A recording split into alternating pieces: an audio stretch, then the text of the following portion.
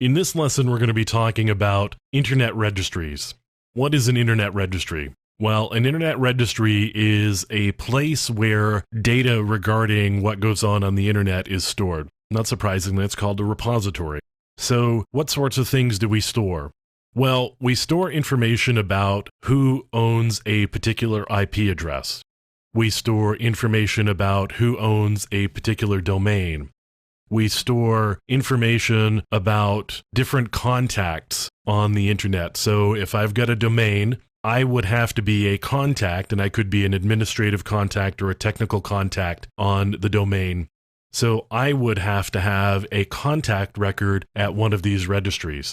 We've got here the Internet Corporation for Assigned Names and Numbers, and they're responsible overall for things like allocating IP addresses and maintaining the DNS root servers. So DNS is a hierarchy, and we'll talk about that in a subsequent lesson, but the hierarchy actually has a root, and these are places that you would go as part of your DNS query in order to figure out who you actually need to look up the information from. So ICANN is responsible for managing these root servers, or overseeing the root servers more specifically. You can see that they talk about a unique authoritative root for the DNS. That's where they're discussing the idea alternate DNS doesn't work very well. ICANN is responsible for IP addresses and overseeing the DNS root servers.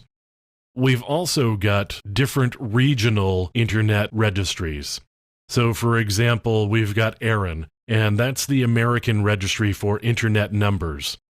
The American Registry for Internet Numbers is responsible for managing the IP address allocations for North America specifically. For example, I could do a query on ARIN to see who owns a particular IP address. ARIN provides that information via a tool called Whois. So I do a Whois lookup, and I specify a particular server, and I'm going to ARIN. And I'm asking about a particular IP address that I happen to know is in North America.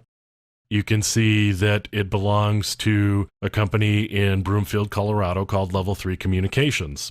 You can use these regional registries to look up who owns particular IP addresses.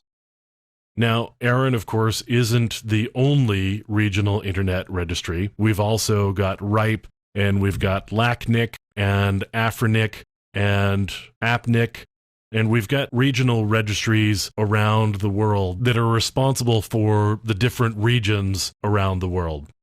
You can see all of these different registries just by going to their websites, and you can see RIPE, for example, has data and tools.